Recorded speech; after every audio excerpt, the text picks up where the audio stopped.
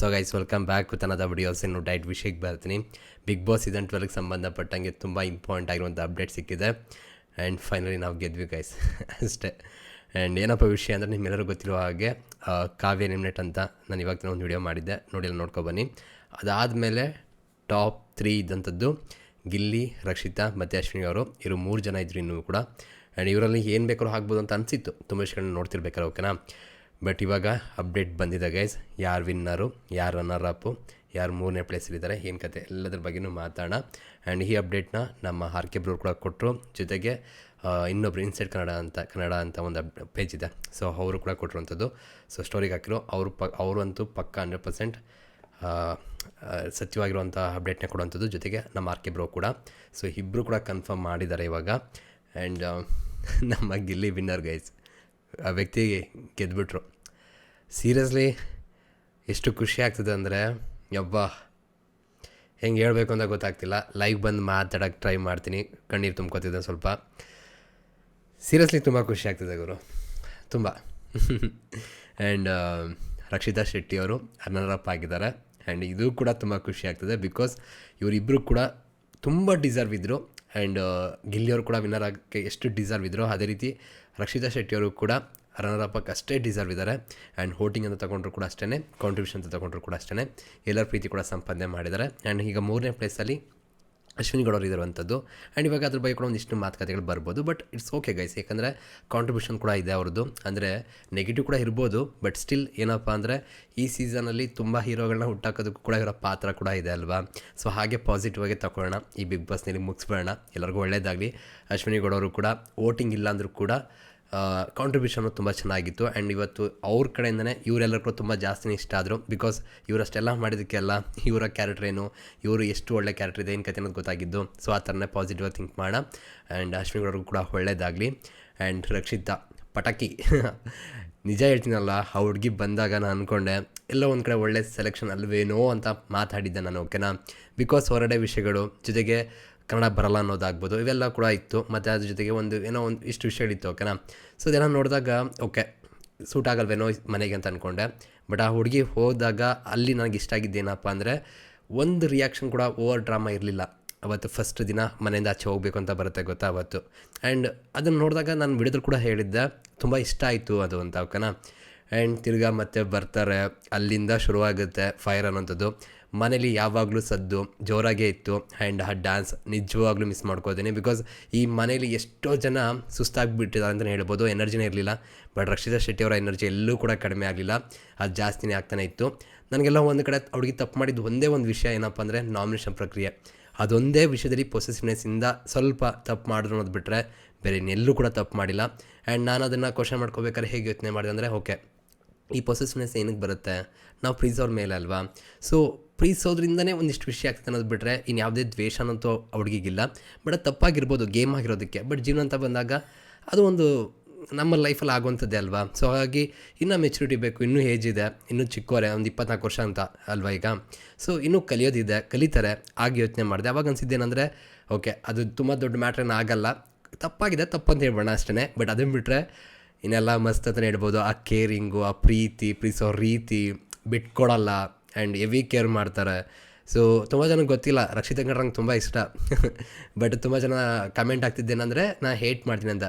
ಒಂದು ಅರ್ಥ ಮಾಡಿಕೊಡ್ರಿ, ಅವ್ರು ತಪ್ಪು ಮಾಡ್ತಿದ್ದು ನಾಮಿನೇಷನ್ ಪ್ರಕ್ರಿಯೆ ಮಾತ್ರ, ಅದೊಂದು ಮಾತ್ರ ನಾನು ತಪ್ಪು ಅಂತ ಹೇಳ್ತೀನಿ ಹೊರತು ಆ ಹುಡುಗಿ ಯಾವತ್ತೂ ಕೂಡ ಅಂಥೋಳು ಇಂಥೋಳು ಯಾವತ್ತೂ ನಾನು ವರ್ಡ್ಗಳನ್ನ ಯೂಸ್ ಮಾಡಲಿಲ್ಲ, ಅವ್ರಿಗೆ ಫೇಕ್ ಅಂತ ಹೇಳಲಿಲ್ಲ. ಬಟ್ ಜನ ಹಾಗೆ ತಗೋತಾರೆ, ಬಟ್ ಹಂಗೆ ತಗೊಂಡಿದ್ರೆ ಅರ್ಥ ಮಾಡಿಕೊಡ್ರಿ, ನೀವು ನೋಡೋದೇ ಸತ್ಯ ಅಲ್ಲ. ತಪ್ಪು ಅಂತ ಹೇಳಿದ ತಕ್ಷಣ ಕೆಟ್ಟೋರಾಗ್ಬಿಡಲ್ಲ, ತಪ್ಪು ಅಂದರೆ ತಪ್ಪು ಅಷ್ಟೇ, ಎಲ್ಲರೂ ಮಾಡ್ತೀವಿ ನಾವು, ಹಾಗೆ ಆ ಹುಡುಗಿನೂ ಮಾಡುತ್ತೆ ಅಷ್ಟೇ ವಿಷಯ. ಬಟ್ ನೀವು ತಪ್ಪು ಅನ್ನೋದನ್ನೇ ತುಂಬ ಕೆಟ್ಟದಾಗಿ ನೋಡ್ತೀರಾ, ಅದನ್ನು ಹಂಗೆ ನೋಡಬೇಡ್ರಿ, ಓಕೆನಾ. ಸೊ ಇರಲಿ. ಆ್ಯಂಡ್ ರಕ್ಷಿತ್ ಅವರು ಟೋಟಲಿ ಡಿಸರ್ವ್ ಅಂತಲೇ ಹೇಳ್ಬೋದು ರನ್ನರ್ ಅಪ್ಗೆ. ಆ ವೋಟಿಂಗು, ಆ ಸಪೋರ್ಟು ಎಲ್ಲ ಸಿಕ್ಕಿದೆ. ಆ್ಯಂಡ್ ಆ ಹುಡುಗಿ ಜೀವನನೇ ಬದಲಾಗ್ತಿದೆ ಇವಾಗ. ಅದೆಲ್ಲದಕ್ಕೂ ಕೂಡ ನೀವೇ ಕಾರಣ, ನಿಮ್ಮ ಪ್ರೀತಿಗಳೇ ಕಾರಣ. ಆ ಪ್ರೀತಿನ ಇನ್ನೂ ಹೆಚ್ಚಾಗಿ ಕೊಡಿ ಆ ಹುಡುಗಿಗೆ, ಬಿಕಾಸ್ ಶಿ ಡಿಸರ್ವ್ ಅಂತ ಅನಿಸುತ್ತೆ ನನಗೆ. ಆ್ಯಂಡ್ ಆ ಹುಡುಗಿ ಬಗ್ಗೆ ಕೂಡ ತುಂಬ ಜನ ತಪ್ಪಾಗಿ ತಿಳ್ಕೊಂಡಿದ್ದೀರಾ, ಒಂದು ಸಲ ಯೋಚನೆ ಮಾಡಿರಿ, ಆ ಹುಡುಗಿ ಪರ್ಸ್ಪೆಕ್ಟಿವಿಂದ ಯೋಚನೆ ಮಾಡಿರಿ. ಎಲ್ಲವೂ ಕೂಡ ಆಗಿರುವಂಥದ್ದು ಪ್ರೀತಿಗೋಸ್ಕರ ಅಷ್ಟೇ. ಸೊ ಆ ಪ್ರೀತಿಲಿ ನಾವು ಕೂಡ ಎಷ್ಟೋ ತಪ್ಪುಗಳನ್ನ ಮಾಡಿರ್ತೀವಿ. ಸೊ ಅದು ಕಾಮನ್ ಆಗುತ್ತೆ ಮನುಷ್ಯ ಅಂತ ಅಂದಮೇಲೆ. ಸೊ ಅದನ್ನು ಅರ್ಥ ಮಾಡ್ಕೊಡ್ರಿ. ಗೇಮ್ ಅಂತ ಬಂದಾಗ ತಪ್ಪು ಅಂತ ಅಂದ್ಬಿಟ್ಟು ಸುಮ್ಮನೆ ಆಗ್ಬಿಡಿ, ಓಕೆನಾ. ನಮ್ಮ ಮನೆ ಮಗಳು ಅಂತ ಅಂದ್ಕೊಂಡು ಕ್ಷಮಿಸಿ ಅಷ್ಟೇ, ತಪ್ಪು ಅಂತ ಅನಿಸಿದ್ರೆ ನಿಮಗೆ, ಓಕೆನಾ. ಸೊ ಇದನ್ನು ಬಿಟ್ಟು ನಮಗಿಲ್ಲಿ ಏನು ಹೇಳೋಣ ಗೈಸ್, ಸೀರಿಯಸ್ಲಿ ನನಗೆ ಗೊತ್ತಿಲ್ಲ, ನಾನು ಆ್ಯಕ್ಚುಲಿ ಯಾವ ಸೀಸನ್ ಕೂಡ ಇಷ್ಟೊಂದು ಕನೆಕ್ಟ್ ಆಗಿರಲಿಲ್ಲ.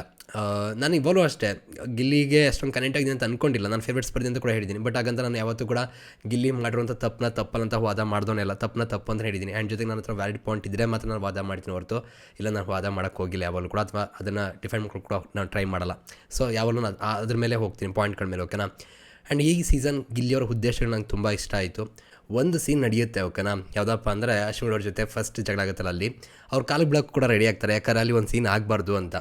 ಆ್ಯಂಡ್ ಆ ಲೆವೆಲ್ಗೆ ಹೋಗೋಂಥ ಅವಶ್ಯಕತೆ ಇರಲಿಲ್ಲ. ಅಲ್ಲಿ ನಂಗೆ ಅನಿಸಿದ್ದೇನೆಂದರೆ, ಓಕೆ, ಈ ವ್ಯಕ್ತಿ ಉದ್ದೇಶ ಖಂಡಿತವಾಗ್ಲೂ ಜಗಳ ಮಾಡಿ ಹೈಲೈಟ್ ಆಗಬೇಕು ಅನ್ನೋದೇನಿಲ್ಲ, ತಮಾಷೆ ತರಲೇ ಇದ್ದಿದ್ದೆ, ಅವರ ಸ್ಟ್ರೆಂತ್ ಕೂಡ ಅದೇನೆ. ಬಟ್ ಅಲ್ಲಿ ಏನಾರು ಹರ್ಟ್ ಆಯಿತು, ಬೇಜಾರಾಯಿತು ಅಂದರೆ ಖಂಡಿತವಾಗ್ಲೂ ಬೇಜಾರು ಮಾಡ್ಕೋತಾರೆ. ಆ್ಯಂಡ್ ಅದು ನಿಮಗೆ ನೋಡೋಕೆ ಕೂಡ ಸಿಗುತ್ತೆ. ಅಶ್ವಿನ್ ಅವ್ರು ಕೂಡ ಹೇಳಿದ ಮಾತನ್ನ ನೀವು ಕೇಳಿಸ್ಕೋಬೋದು. ಮತ್ತು ಕಾವ್ಯರು ಗಿಲ್ಲಿ ಬಗ್ಗೆ ತುಂಬ ಚೆನ್ನಾಗಿ ಅರ್ಥ ಮಾಡ್ಕೊಂಡಿದ್ದಾರೆ ಅಂತ ಅನಿಸ್ತು ನನಗೆ. ಆ್ಯಂಡ್ ಅದು ನಿಮ್ಗೆ ಕೂಡ ಗೊತ್ತಿದೆ ಅನ್ಕೋತೀನಿ. ಆ್ಯಂಡ್ ಕ್ಲಿಯರಾಗಿ ನೀವು ಅಬ್ಸರ್ವ್ ಮಾಡಿದ್ರೆ ಅಲ್ಲಿ ಕ್ಲಿಯರಾಗಿ ಒಂದು ವಿಷಯ ಅಂತೂ ಕ್ಲಿಯರಾಗಿ ಗೊತ್ತಾಗುತ್ತೆ. ಏನಪ್ಪ ಅಂದರೆ, ಅಕಸ್ಮಾತ್ ಅವ್ರು ಮಾಡಬೇಕು ಅಂತ ಅಂದ್ಕೊಂಡಿದ್ದೇನೋ ತಮಾಷೆ ತರಲೆಯಿಂದ ಹರ್ಟ್ ಆಯಿತು ಅಂದರೆ ಇವರು ಕೂಡ ಅದನ್ನು ನೋವನ್ನು ಅನುಭವಿಸಿದ್ದಾರೆ, ಬೇಜಾರು ಮಾಡ್ಕೊಂಡಿದ್ದ ದಿನಗಳು ಕೂಡ ಉಂಟು. ಸೊ ಅಲ್ಲೇ ಗೊತ್ತಾಗುತ್ತೆ ವ್ಯಕ್ತಿ ಏನು ಅಂತ. ಅವೆಲ್ಲ ಸೂಕ್ಷ್ಮವಾಗಿ ನೋಡಬೇಕಾಗುತ್ತೆ. ಖಂಡಿತವಾಗ್ಲೂ ಅವ್ರ ಕಡೆಯಿಂದ ಕೂಡ ತಪ್ಪುಗಳಾಗಿದೆ, ತಪ್ಪು ಹಾಗೇನ ಅಂತ ಹೇಳೋಕ್ಕಾಗಲ್ಲ. ಬಟ್ ಅದನ್ನು ಬೇರೆ ಸ್ಪರ್ಧಿಗಳು ಕೂಡ ಎಂಜಾಯ್ ಮಾಡಿದ್ದುಂಟು. ಬೇರೆಯವ್ರಿಗೆ ಮಾಡ್ಬೇಕಾರೆ, ಅವ್ರಿಗೆ ಮಾಡ್ಬೇಕಾರೆ ಸ್ವಲ್ಪ ಅದನ್ನು ಬೇರೆ ಥರ ತಗೊಂಡಿದ್ದುಂಟು. ಸೊ ಹಾಗಾಗಿ ಅವ್ರ ಪರವಾಗಿ ವ್ಯಾಲಿಡ್ ಪಾಯಿಂಟ್ ಇಟ್ಕೊಂಡು ಮಾತಾಡೋಕ್ಕಾಗ್ತಿರಲಿಲ್ಲ ನನ್ನ ಕೈಲಿ, ಅಷ್ಟೇ. ಬಟ್ ಅದನ್ನು ಬಿಟ್ಟರೆ ಒಂದು ಒಳ್ಳೆ ಜರ್ನಿ. ಆ್ಯಂಡ್ ಎಷ್ಟೋ ಶೋಗಳನ್ನ ಮಾಡಿದ್ರು ಕೂಡ ಸ್ಟಿಲ್ ಈ ವ್ಯಕ್ತಿಗೆ ಆ ಗೆಲುವನ್ನು ಸಿಗ್ತಾ ಇರಲಿಲ್ಲ, ವಿನ್ನರ್ ಪಟ್ಟ ಸಿಗ್ತಾ ಇರಲಿಲ್ಲ. ಬಟ್ ಫೈನಲಿ ಸಿಕ್ಕಿದೆ, ಅದು ಕೂಡ ದೊಡ್ಡ ಮಟ್ಟಿಗೆ ಕೋಟಿ ವೋಟ್ಸ್. ಯಬ್ಬ, ಕ್ರೇಜಿ ಗೈಸ್, ನಿಜಲ್ವೇ. ಆಮೇಲೆ ಇವಾಗ ಜನ ನೋಡೋರು ಜಾಸ್ತಿ ಆಗ್ತಿದ್ದಾರೆ, ವೋಟ್ ಮಾಡೋರು ಜಾಸ್ತಿ ಆಗ್ತಿದ್ದಾರೆ. ಆ್ಯಂಡ್ ಇದು ಕ್ರೇಜ್ನ ನೆಕ್ಸ್ಟ್ ಲೆವೆಲ್ಗೆ ತೊಗೊಂಡು ಹೋಗ್ತಿದ್ದಾರೆ. ಇದನ್ನ ಹೋಗ್ತಾ ಇದೇ ರೀತಿ ಹೋಗ್ತಾ ಇರುತ್ತೆ, ಓಕೆನಾ. ಬಟ್ ನನಗೆ ಖುಷಿಯಾಗಿದ್ದೇನೆಂದರೆ ವ್ಯಕ್ತಿ ಗೆದ್ದಿದ್ದಂಥದ್ದು. ಆ್ಯಂಡ್ ಅವರ ತಾಯಿ, ಅವರ ತಂದೆ, ಆ ಮುಗ್ಧತೆಗಳನ್ನ ನೋಡಿದ್ದೀನಿ. ಆ್ಯಂಡ್ ಅವ್ರ ತಾಯಿಯವರು ಇಲ್ಲಿವರೆಗೂ ಮಗ ಅಷ್ಟೆಲ್ಲ ಪ್ರೋಗ್ರಾಮ್ ಮಾಡಿದ್ರು ಕೂಡ ಸ್ಟಿಲ್ ಆ ಪಟ್ಟ ತೊಗೊಳಕ್ಕಾಗಿಲ್ಲ, ಗೆಲುವು ಅಥವಾ ಏನಂತಾರೆ ವಿನ್ನರ್ ಪಟ್ಟನ, ಓಕೆನಾ. ಬಟ್ ಇವತ್ತು ಆ ತಾಯಿ ಕಣ್ ತುಂಬ ತನ್ನ ಮಗನ ಏನಂತಾರೆ ಇಷ್ಟು ಓಟು, ಇಷ್ಟು ಪ್ರೀತಿಯಿಂದ ಜನ ಗೆಲ್ಸಿದಾರಲ್ಲ, ಅದನ್ನು ಕಣ್ ತುಂಬ ನೋಡ್ಕೋತಾರೆ, ನೋಡಿ ಖುಷಿ ಕೂಡ ಪಡ್ತಾರೆ ಅಂತಲೇ ಹೇಳ್ಬೋದು. ಒಳ್ಳೆಯದಾಗಲಿ ಈ ಕುಟುಂಬಕ್ಕೆ. ಆ್ಯಂಡ್ ಜೊತೆಗೆ ಗಿಲ್ಲಿ ಯಪ್ಪ, ಏನು ಗುರು ವ್ಯಕ್ತಿ ಇರೋ ಕ್ರೇಜು. ಇವತ್ತು ಕೂಡ ನಮ್ಮ ಮೈಸೂರಿನ ಹೋಗೋದಿದೆ, ಅಲ್ಲೆಲ್ಲ ನೀವು ಬಂದು ನೋಡಿದ್ರೆ ಆ ಫೋಟೋಗಳು, ಕಟ್ಔಟ್ಗಳು, ಯಪ್ಪ ನೆಕ್ಸ್ಟ್ ಲೆವೆಲ್ ಕ್ರೇಜ್ ನಿಜವಾಗ್ಲೂ, ಓಕೆನಾ. ಸೀರಿಯಸ್ಲಿ ಸಿಕ್ಕಾಡೋ ಖುಷಿ ಆಗುತ್ತೆ. ಬಟ್ ನಾನು ನಿಮ್ಮಲ್ಲಿ ಒಂದು ಕೇಳ್ಕೊಳ್ಳೋದೇನೆಂದರೆ, ಗಿಲ್ಲಿರುವಂಥ ಒಳ್ಳೆತನಗಳನ್ನ ಕೂಡ ನಾವು ಕೂಡ ಅದನ್ನು ಕೆಲವೊಂದು ನಮ್ಮ ಲೈಫಲ್ಲಿ ಕೂಡ ಮಾಡಬೇಕಾಗುತ್ತೆ, ಓಕೆನಾ. ಏನಪ್ಪ ಅಂದರೆ, ನಿಮಗೆಲ್ಲರೂ ಗೊತ್ತಿರೋ ಹಾಗೆ ಗಿಲ್ಲಿ ಇನ್ನೊಬ್ಬರನ್ನ ಟಾರ್ಗೆಟ್ ಮಾಡೋಂಥ ಕೆಲಸಗಳನ್ನ ಮಾಡಲ್ಲ. ಸೊ ಫ್ಯಾನ್ಸ್ ಆಗಿರೋಂಥವ್ರು ನಾವುಗಳು ಕೂಡ ಆ ಕೆಲಸ ಮಾಡಬಾರ್ದು. ಯಾರಿಗೂ ಕೂಡ ಕಮೆಂಟಲ್ಲಿ ಕೆಟ್ಟದಾಗ ಮಾತಾಡಬೇಡ್ರಿ, ಅವರು ನಮ್ಮವರೇ. ಗೇಮ್ ಅಂತ ಬಂದಾಗ ಒಂದಿಷ್ಟು ವಿಷಯಗಳಾಗಿರುತ್ತೆ, ಅವ್ರ ಬಗ್ಗೆ ಯಾರ ಬಗ್ಗೆ ಒಪಿನಿಯನ್ ಹೇಳಬೇಕು ಅಂತ ಅವ್ರಿಗೂ ರೈಟ್ಸ್ ಇರುತ್ತೆ. ಮಾತಾಡೋಕೆ ಬಿಡ್ರಿ, ಯಾರ ಬಗ್ಗೆ ಬೇಕಾದ್ರೂ ಮಾತಾಡ್ಬೋದು. ನಮ್ಮ ಸ್ಪರ್ಧಿ ಬಗ್ಗೆ ಏನೋ ಒಂದು ಮಾತಾಡ್ತಾರೆ, ಅದು ನಮ್ಗೆ ಇಷ್ಟ ಆಗಲ್ಲ ಅಂದ್ಬಿಟ್ಟು ನಾವು ಅವ್ರನ್ನ ಹೇಟ್ ಮಾಡಬಾರ್ದಾಗುತ್ತೆ. ಅದನ್ನು ಮಾಡಬೇಡ್ರಿ. ಅದು ಗಿಲ್ಲಿ ಫ್ಯಾನ್ಸ್ ಅಂತ ಬರುತ್ತೆ. ಆ್ಯಂಡ್ ನೀವು ಇಂಡೈರೆಕ್ಟಾಗಿ ಗಿಲ್ಲಿಗೇ ಏನೋ ಕಪ್ಪು ಚುಕ್ಕಿನ ಇಟ್ಟಂಗಾಗುತ್ತೆ. ಅದು ಕೆಲಸನ ಮಾಡಬೇಡ್ರಿ, ನನ್ನ ಕಡೆದೊಂದು ರಿಕ್ವೆಸ್ಟು. ಆ್ಯಂಡ್ ಇನ್ನೇನು ಹೇಳಪ್ಪ, ಗಿಲ್ಲಿ ಗೆದ್ದಿದ್ದು ತುಂಬ ಖುಷಿಯಾಯಿತು. ಇವತ್ತು ರಿಯಾಕ್ಷನ್ ನೋಡ್ಬೇಕು ನಾನು, ಸಾಧ್ಯ ಲೈವ್ ಬರ್ತೀನಿ, ಮಾತಾಡ್ತೀನಿ. ಇನ್ನು ವೆರಿ ವೆರಿ ವೆರಿ ವೆರಿ ಹ್ಯಾಪಿಯಪ್ಪ. ಫಾರ್ ದ ಫಸ್ಟ್ ಟೈಮ್ ನಾನು ಇಷ್ಟೊಂದು ಈ ಸೀಸನ್ಗೆ ಈ ವ್ಯಕ್ತಿ ಕನೆಕ್ಟ್ ಆಗಿರುವಂಥದ್ದು. ನಾನು ಆ್ಯಕ್ಚುಲಿ ಈ ಸೀಸನ್ನ ತುಂಬ ಬೋರಿಂಗ್ ಅಂತ ಅನ್ಕೋತಿದ್ದೆ, ಓಕೆನಾ. ಬಟ್ ಗಿಲ್ಲಿ ನೆಕ್ಸ್ಟ್ ಲೆವೆಲ್ ಎಂಟರ್ಟೈನ್ಮೆಂಟ್ನ ಮಾಡಿದ್ರು. ಬಟ್ ಈ ಫಿನಾಲೆ ವೀಕ್ ಅಷ್ಟೊಂದು ಓಕೆ ಅಂತ ಅನಿಸ್ಲಿಲ್ಲ. ಬಟ್ ಸ್ಟಿಲ್ ಇದೊಂದು ತುಂಬ ಖುಷಿ ಕೊಟ್ಟಿದೆ. ಒಳ್ಳೆಯದಪ್ಪ, ಗಿಲ್ಲಿ ಗೆದ್ದಿದ್ದಂತೂ ನನಗಂತೂ ಪರಿಸ್ಥಿತಿ ತುಂಬ ಖುಷಿ ಆಯಿತು. ನಿಮ್ಗೆ ಏನಿಸ್ತಿದೆ ಗೈಸ್? ಈಗ ಗೊತ್ತಿಲ್ಲದೇ ಎಷ್ಟು ಕನೆಕ್ಟ್ ಆಗಿರ್ತೀವಲ್ಲ, ಇದೇ ಸತ್ಯ. ಆ್ಯಂಡ್ ನನ್ನ ರಿವ್ಯೂ ಬಗ್ಗೆನೂ ಅಷ್ಟೇ, ನನ್ನ ರಿವ್ಯೂಯಿಂದ ಯಾರಿಗಾದರೂ ಬೇಜಾರಾಗಿದ್ರೆ ಐ ಆಮ್ ರಿಯಲಿ ಸಾರಿ. ನಾನು ಯಾರಿಗೂ ಕೂಡ ಟಾರ್ಗೆಟ್ ಮಾಡಿ ಅಂತೂ ಮಾತಾಡಿಲ್ಲ, ಕೆಟ್ಟದಾಗಂತೂ ಮಾತಾಡಿಲ್ಲ, ಅದಂತೂ ನಂಗೆ ಖಂಡಿತವಾಗ್ಲೂ ಹೇಳಬಲ್ಲೆ. ನನ್ನ ಹತ್ರ ಮಾತಾಡಿದ್ದೀನಿ, ನನ್ನ ಹತ್ರ ಪಾಯಿಂಟ್ಗಳಂತೂ ಇದ್ದೇ ಇರುತ್ತೆ. ಸೊ ಮೇ ಬಿ ಆ ಪಾಯಿಂಟ್, ಆ ಪರ್ಸ್ಪೆಕ್ಟಿವ್ ನಿಮಗೆ ಇಷ್ಟ ಆಗದೇ ಇರ್ಬೋದು, ಕಷ್ಟ ಕೂಡ ಆಗಿರ್ಬೋದು. ಹಂಗಾಗಿತ್ತು ಅಂದರೆ ಕ್ಷಮೆ ಇರಲಿ ಗೈಸ್, ಅಷ್ಟೇ. Thank you. ನಿಮ್ಮ ಕಡೆಯಿಂದ ಕೂಡ ತುಂಬ ಪ್ರೀತಿ ಸಿಕ್ಕಿದೆ ನನಗೆ. So miss you guys. And ಗಿಲ್ಲಿರ ಬಗ್ಗೆ ತುಂಬ ಮಾತಾಡಬೇಕು ಅನಿಸುತ್ತೆ. ನೋಡೋಣ ಲೈವ್ ಬಂದಾಗ ಇನ್ನೂ ಮಾತಾಡೋಣ, ಓಕೆನಾ. ಆ ವ್ಯಕ್ತಿ ಗೆಲ್ಲಿ, ಒಳ್ಳೆತನ ಗೆಲ್ಲಿ, ಆ್ಯಂಡ್ ಗೆದ್ದುಬಿಡೋರು. ಆ್ಯಂಡ್ ನಾವು ಗೆದ್ವಿ, ಅದು ತುಂಬ ಖುಷಿ ಆಗ್ತಿರೋದು. ಆ್ಯಂಡ್ ಈ ಜನಗಳ ಪ್ರೀತಿ ಸಪೋರ್ಟ್ ಇದೆಯಲ್ಲ, ನೆಕ್ಸ್ಟ್ ಲೆವೆಲ್ ಇದೆ. ಆ್ಯಂಡ್ ಇದು ಕಂಟಿನ್ಯೂ ಆಗಬೇಕು, ಸ್ಟಾಪ್ ಆಗಬಾರ್ದು, ಇಲ್ಲಿಗೆ ಕ್ರೇಜ್ ಮುಗಿಬಾರ್ದು. ಇದನ್ನು ನೆನ್ಪಿಟ್ಕೊಡ್ರಿ. ಅವ್ರು ಮಾಡುವಂಥ ಪ್ರಾಜೆಕ್ಟ್ಗಳಿಗೆ ಆದಷ್ಟು ಸಪೋರ್ಟ್ ಮಾಡಿರಿ. ಅಷ್ಟೇ. ಸಿಗೋಣ ಮತ್ತೆ. Thank you guys, love you guys, bye.